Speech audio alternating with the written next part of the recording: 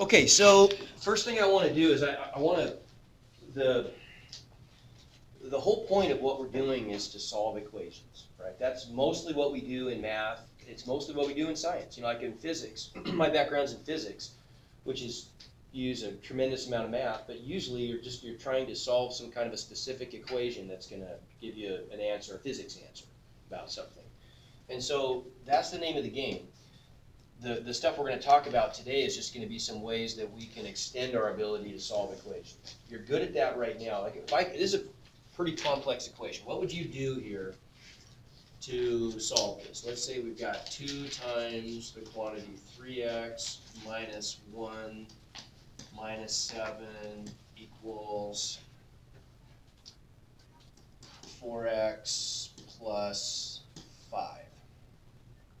Okay, don't say anything yet. Just stare at that for a second. Everybody should have your notes out, your notebooks out. You're going to have to do some, I want you to try a few practice things today. In fact, take a second. Well, I take a roll. Take a second and just do that.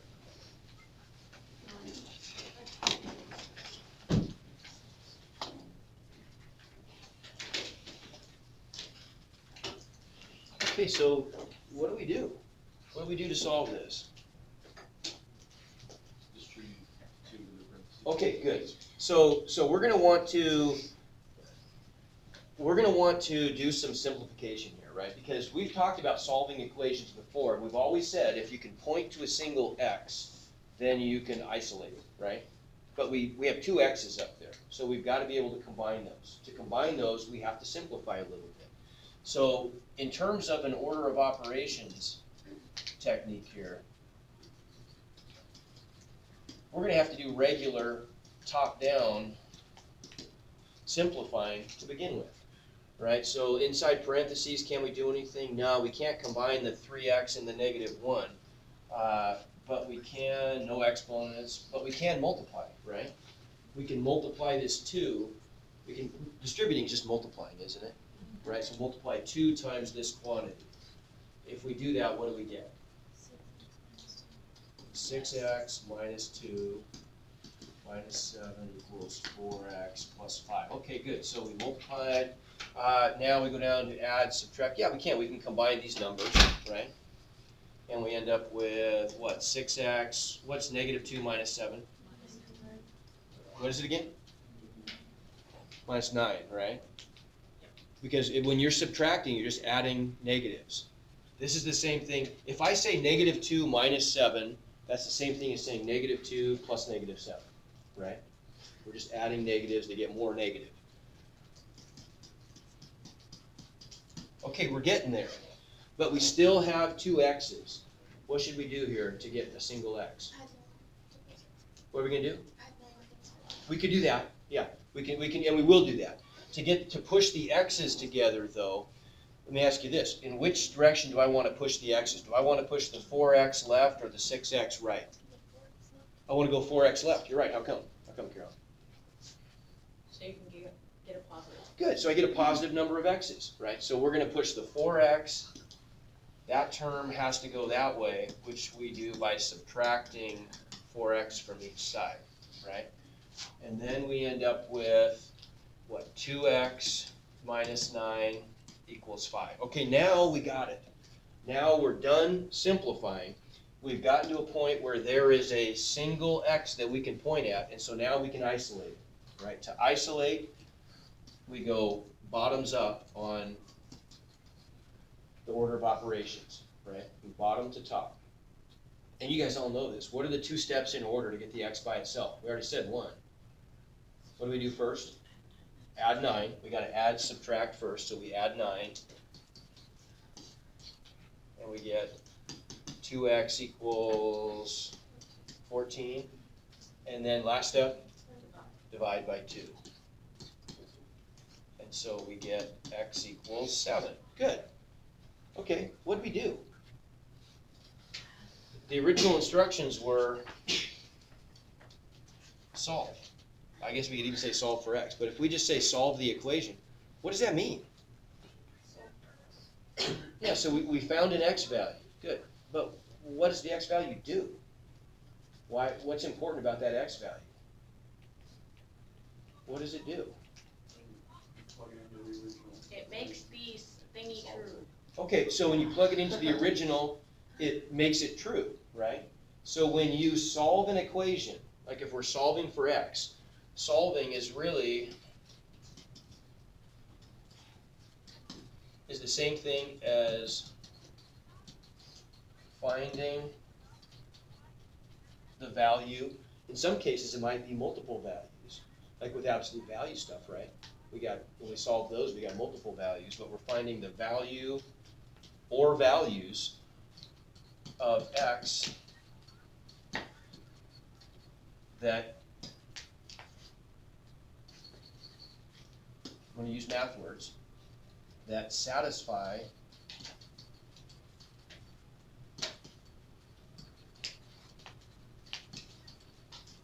the equation.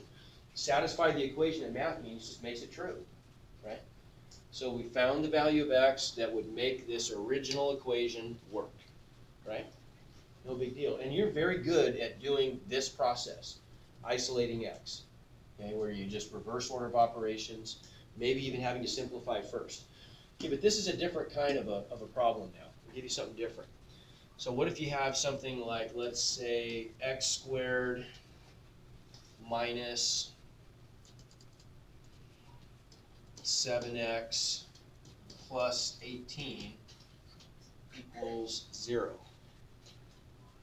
Okay? What about that one? Okay, yeah, this is different. We can't isolate x here, can we? Right? We have two different x's, and I can't combine them. They're not like terms. One is an x squared, and one is just an x, right? An x term. And so we're stuck. So I've got to try something different, right? And the approach that we're going to take is factoring. Okay, we want to try to break this apart into a product of two factors. Now let's just quickly, I want to kind of put this in context. Let's think about this in terms of just numbers for a second. If I want to factor, if I want to simplify, that's easy. Simplify or expand, whatever you want to call it, something like 2 times 3, it's just 6. That's as easy as it can be, right? But if I want to factor, that's going the opposite way. Factoring means we're starting with 6 and we want to break it apart into a product of things that equal 6, a product of factors that equal 6, right? So factoring 6 would be saying 6 equals 2 times 3, okay? How do we do that with something that's not a number, right? We want to try to break this apart into a product. Well, let's focus first on the opposite process. Let's do the easy part. I'm going to give you just an example. How about if we try something like, oh, I don't know, let's say x minus 2 times x minus 7. And if I want to multiply that out, how do we do that? How do we multiply something like this? Do you remember? No, okay, you might raise your hand if you've heard of FOIL. Some people have maybe done FOIL. It doesn't matter if you have or not. I'm not going to teach you FOIL just because FOIL is kind of limited. I mean, it works. Really, all we're doing is distributing, right? All we do is we distribute it. And we'll do this in more detail later, but for simple stuff like this, you've done this before. So if I want to multiply these together, I'm just going to start with the first factor, and I'm going to take each part or each term of the first factor and distribute it over the second factor and see what I get. And I'll just add up all those results, all those terms. So if I distribute x, for example, you know what I mean by distribute, right? We've all distributed many times. So x times x is X squared. x times negative 7 is negative 7x. Good. Okay, so now we're going to distribute the negative 2. Negative 2 times x is? Negative 2x. Negative 2 times negative 7 is? Positive 14. So if I combine all that stuff, then there's only one x squared term, but those two terms combine. Negative 9. Couldn't And you have then- done that the first time? Say it again? Couldn't you just do that with the first equation? Well, I mean, not really, because you get this number right here by distributing. Oh, Yeah, so you really can't. I mean, you kind of have to go through that step, okay? Okay. So that's easy. That's multiplying or expanding.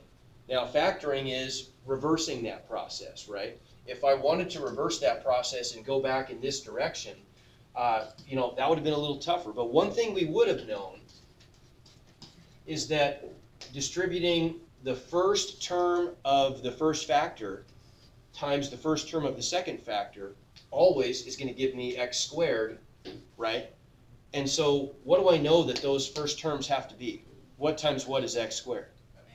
Okay, so I know that part, right? I know that the first part of each factor is an x, but the numbers I don't know, right? The numbers I've got to figure out. There's a trick for this though.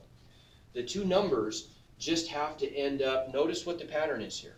The two numbers that work, -2 and -7, multiply to 14, right? And that has to be true because think about this whole distribution process. Where we got the 14 was when we distributed the -2 to the -7, right? Does that make sense? That gave us the 14. So the two numbers have to multiply to whatever the constant is, okay? What else do they have to do? Well, how are -2 and -7 related to -9? What do you think? both have negatives. Two negatives go to the still negative. What is it gonna be? Both x's need negative. Right, okay, but how do -2 and -7 relate to -9? They add up to it, don't they? That's not an accident, right? The two numbers that work, call them the magic numbers, they have to multiply to the last number, the constant, and they have to add to whatever the number in front of x is, the coefficient of x, right? So that's our trick for working backwards in factoring. So let's try this problem I gave you up here. What do the two numbers have to do here? They have to multiply to what? 18. And they have to add, 18, why 8? Oh. right? They have to add to what? -7. Because of 4. Oh, did I pick bad ones there? Okay, I did, I think. What I wanted to do was make that, I'm gonna change this real quick. I messed up. Let's make this, oh, that's fine. I'll just make this a negative sign. I'll just make this a negative sign, how about it? That'll work. So they have to multiply to -18, right? And they have to add to what? -7, right? Okay, good. So we can look for those numbers. What goes there and there though? X. Now we gotta find these numbers. Now when we're looking for the numbers, let's be smart about this, right? If the numbers are going to multiply to a negative, what does that tell you about the signs of the two numbers? They're different. They're different, right? They're gonna be opposites. One's negative, one's positive. If they're gonna add to a negative, well then which one dominated? Which one was bigger? The negative was, right? Because the positive got canceled out and there was some negative left over, right? So then that helps us. So now we know that when we're looking for the factors of -18, let's just do that.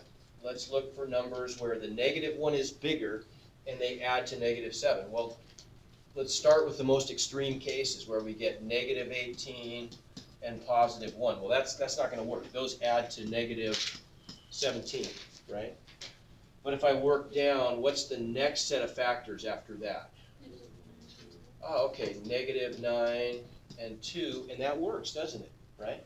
-9 plus 2 gives us our -7, right? So we got our numbers. We get x minus 9 and x plus 2, right? Okay, so, good. Let's pause for a second, though. I think we need a mental warm-up. I feel like we're just a little lethargic here mentally. Let's just try this real quick, just on your own. I want you just to kind of keep track of these numbers, then we'll get back to this in a second. 2 plus 3 in your head. 2 plus 3 times 4, so that result times 4,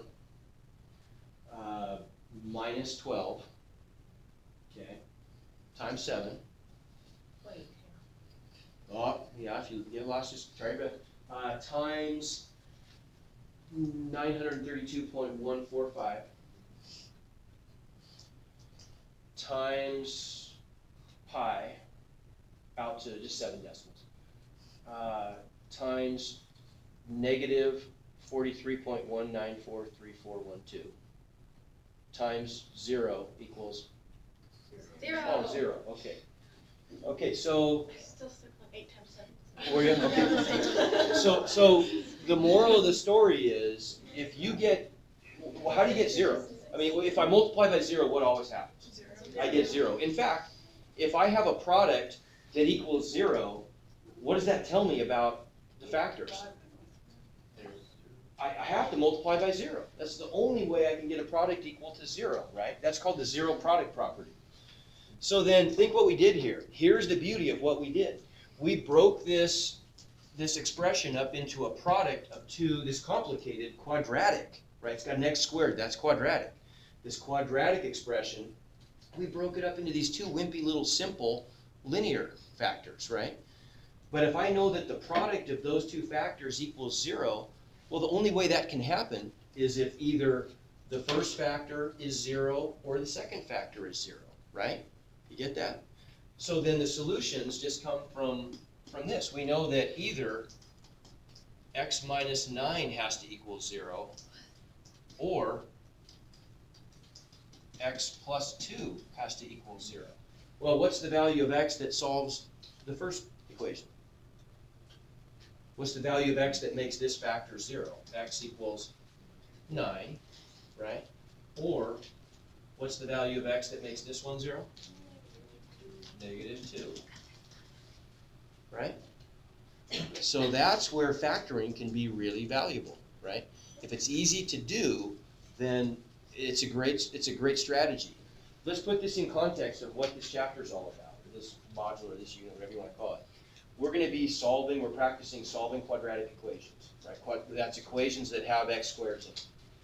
There's a bunch of different methods that we're going to have available to us, and this is all about kind of being strategic. It's almost like you're playing a game. You got to pick the best route to finding the solution. Well, this is a great route if it's easy to do, but if it's not, you abandon it. Then just move on to something different. How do you know if it's easy to do? If the numbers are easy to find, then use it, right? Do all quadratics factor? No. And if they do, sometimes it's really hard. It's not worth the effort, right? But if it's easy to do, it's a really simple way to solve a quadratic equation. Okay, try another one. Try this one. What if we have x squared minus 13x plus 42 equals 0. Try that.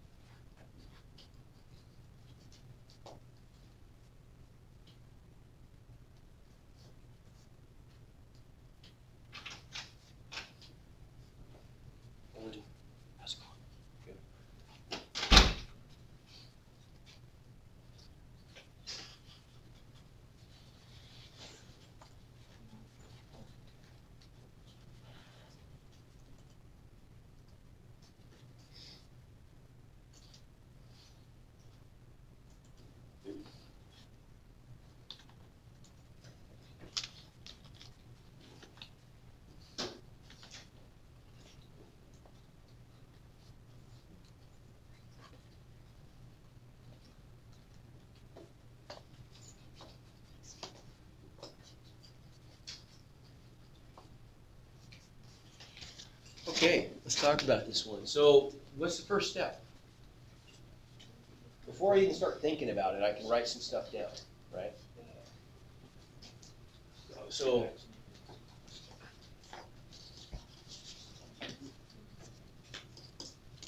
I can do all that before I even begin, right?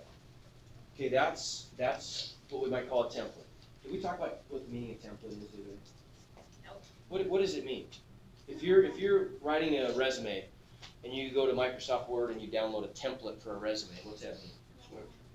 Yeah, kind of structure, like a blank copy, something like that, right? So a template is just, something you can fill in the blanks, right? The structure's already there, you just fill in the blanks. So this is a template. We know that's the form the answer's gonna have, but the blanks are the numbers, right? So what numbers are we gonna fill in there? Now, what do they have to do? They have to multiply to what? 42. They've got to multiply to positive 42, right? Yeah. What do they have to add to? 13. Negative 13. What does that tell you about the signs? What's that tell you about the signs? Angelica, if two numbers multiply to a positive, what's that tell you about the signs? They could both be negative, or they could both be positive, right? So that's what the fact that they multiply to a positive tells us. They can't be both positive. Okay, in this case they can't, you're right. Okay, how come? Vanessa, what do they have to be in this case? Negative 13. They have, okay, good, they have to be negative because they add to a negative, right? We know they're the same sign because they multiply to a positive, but because they add to a negative, we know that they're both negative, right? So that helps. What are the numbers? 6 and 7. Yeah, okay, good. So we get the numbers negative 6 and negative 7, right? So then now we can just ask ourselves, and you can make this really simple. I don't think you have to write the equations down. I think you just ask yourself, by the zero product property, I know that the product of these two factors can only equal 0 when the individual factors are 0. So what's the value of x that's going to make that first factor 0? 6. 6, right? 6 minus 6 would be 0, right? Yep. So x equals 6, or what about this one? 7. Good. Okay, got it. No big deal, right? Okay, so what about something like this? What if you have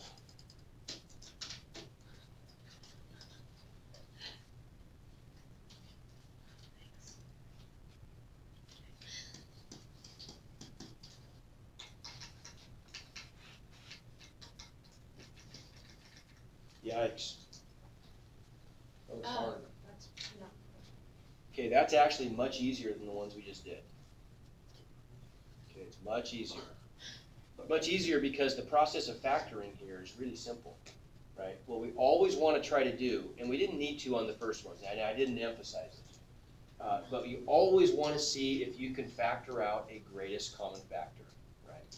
GCF. So you always ask yourself, is there a GCF, right? What's a greatest common factor? What's that mean? The largest number. Good, the largest number that goes into both, or in this case, the largest number and or power of the variable that goes into both. Very good. So let's break it into parts. Let's treat the number part and the variable part separately, because that makes it easier to do, right? So is there a number that goes into both 3 and 27? 9. 3. 3. Good. Okay, and here's the other part that's kind of important that I want to make sure you're aware of. Whatever the sign of the leading term is, the leading term meaning the one that goes with the biggest power of x, right? So usually it's going to be x squared for us.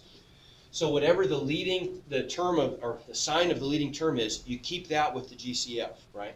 So we're going to take the negative out, we're going to take out a negative 3, right? Because the number 3 goes into both 3 and 27, and the 3 that goes with the x cubed is already negative, right? Okay, what about powers of x? What's the biggest power of x that I could divide away from each or strip away from each? What is it again? Yeah, it's x squared, isn't it, right? Because this one, all of the terms have at least x squared. This one actually even has more. It has an x cubed. But the smallest common power is x squared, right? I could take an x squared away from both. So that's my GCF right there. Okay, is negative 3x squared. Now what's left if I undistribute that? I'm dividing it away from each, but really it's just a process of undistributing. You know, you take your pick here. I know what I like to do. I bet you will like this too, but you tell me. If I want to know what goes here, all I've got to do is take the first term and divide it by negative 3x squared, right? So negative 3x cubed divided by negative 3x squared is what? Well, the negative 3's cancel. X cubed over x squared is what? I could cancel 2 x's, right? I'm left with just an x on top. So it's x. To me, the easiest way to do it, though, is not that way. To me, the easiest way is instead to say negative 3x squared times what is negative 3x cubed? Deal with the numbers and the variables separately. Negative 3 times what is negative 3? 1, right? So there's an invisible 1 there. X squared times what is x cubed? X, right? Does that make sense? Okay. So isn't that easier? So that's what's left over for the first term. What goes here? Let's find out.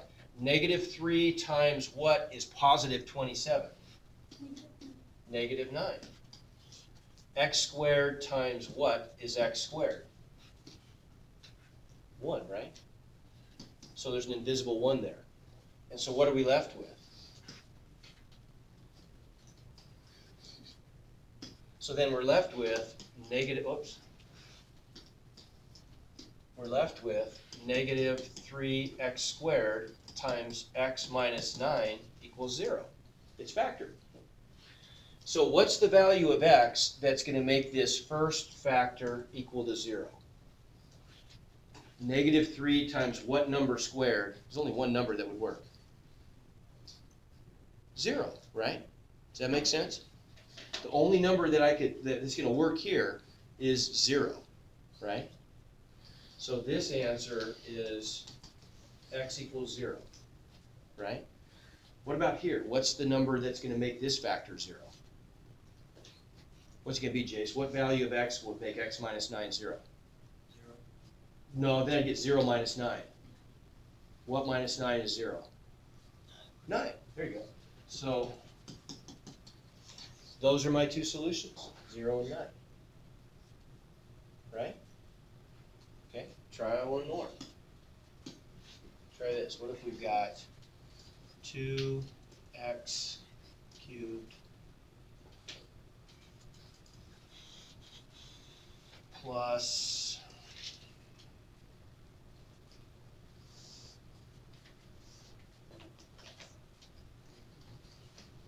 26x plus 80, x squared plus 80x equals 0. Okay, what do we always want to try first? Before we launch into anything complicated, we always want to see if we can find a GCF, right? Is there a greatest common factor that I can undistribute from all the terms? Okay, yeah, there is. The number 2 works, doesn't it? 2 goes into all those numbers. What's the biggest power of x that I can strip away from all of them? Just x. Good. So I can factor out a 2x, and then what am I left with? Well, 2 times what is 2? 1. X times what is x cubed? X squared, right?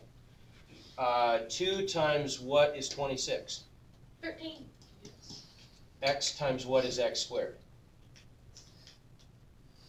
X times what? Yeah, x, right? And then over here, 2 times what is 80? 40. And x times what is x is 1, right? So 2x times 40 is 80x, right? Everybody see that? Okay, so that's good. Now we've got this, look what that did for us. Factoring out that greatest common factor of 2x left us with the other factor. Yeah, sure, it's ugly, it's quadratic, but at least it's doable maybe, right? This is one that we know maybe how to do. So if I break this one apart, we've already got this guy out front. If I break this one apart into my template, there's my template, right? Now, can we find numbers? Emma, can you think of numbers that multiply to 40 and add to 13? What are the signs? Both be positive, right?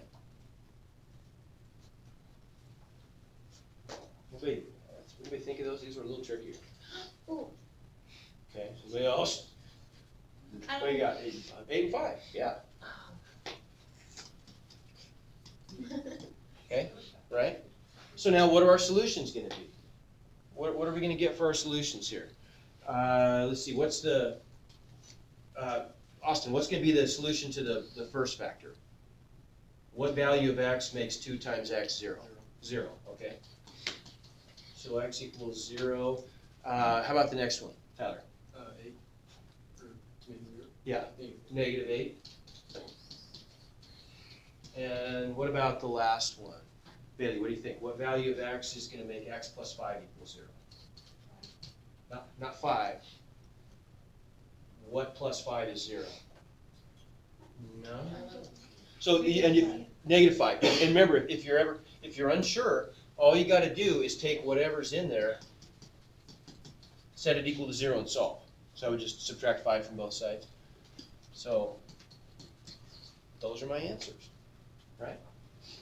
Okay, no big deal, right? Okay, last thing I want to show you, and then we'll wrap her up. This is the stuff that I think is important. This is the stuff that you'll need to use. There's one other thing that I want to show you that, frankly, I don't think is honestly that important.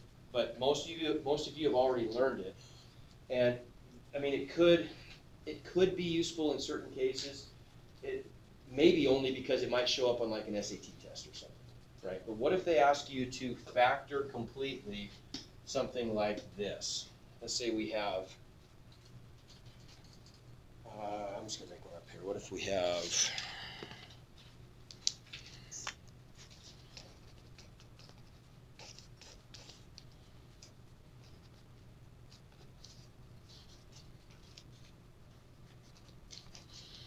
Okay, so what if we have like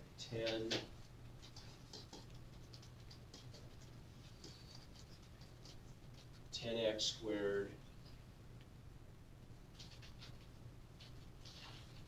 plus 11x minus 6.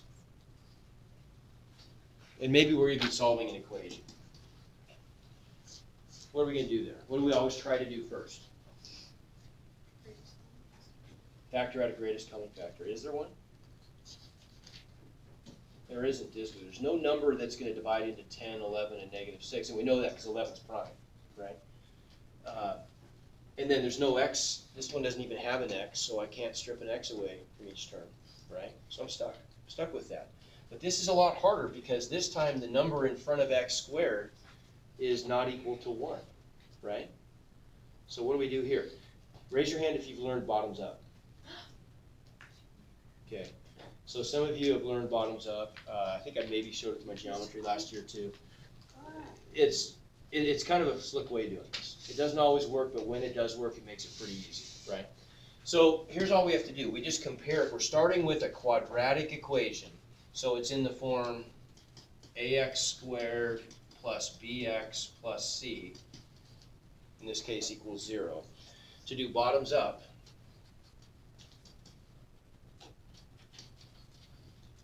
you have to find, it depends on being able to find 2 magic numbers. You got to find magic numbers that multiply to the product of a and c and add to b. Okay. So for us in this problem, what's a times c? 60. Not 60. Negative 60. Negative 60. That'd be 10 times negative 6, right? So that gives us negative 60. What's b? 11. Okay. So can we find numbers that multiply to negative 60 and add to 11? If they multiply to a negative, what's that tell you about the signs? They're different, right? They're going to add to 11. It means which one dominates? The positive. And so if we wanted to make a list, You know, we could start off, obviously, it's not gonna be negative 60, right? That's not gonna work.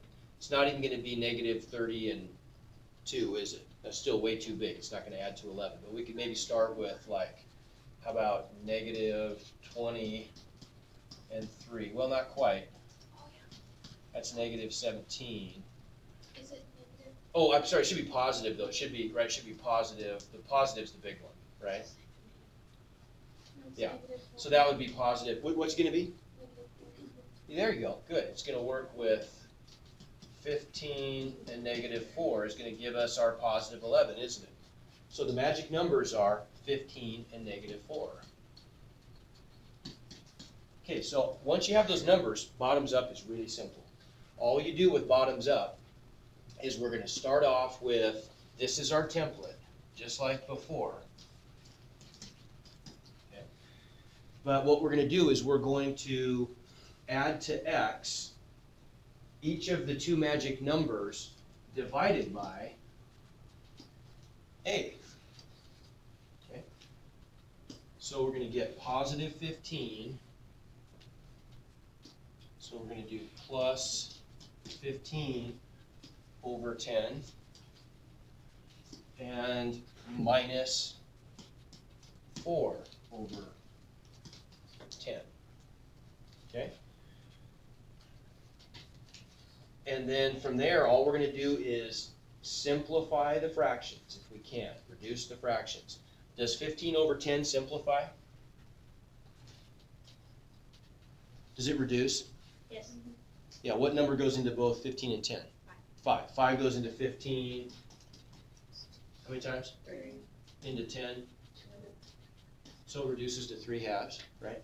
What about 4 tenths? 2 fifths, right? Okay, we reduce the fractions and then we go bottoms up. All that means is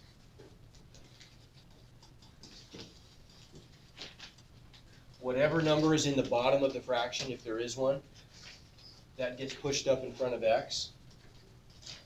And so we end up with, the first factor becomes 2x plus 3. The second factor becomes 5x minus 2. How about that?